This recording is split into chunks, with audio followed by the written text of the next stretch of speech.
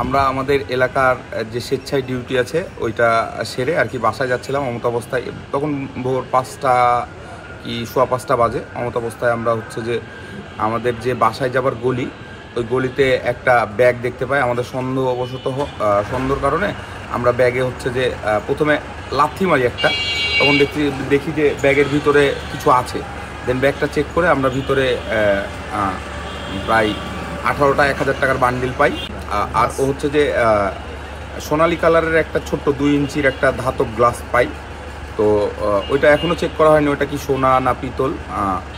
আর হচ্ছে আমরা দিয়ে ওইটা প্রপারলি নিয়ে আমরা হচ্ছে যে বোয়ালিয়া থানায় আসি।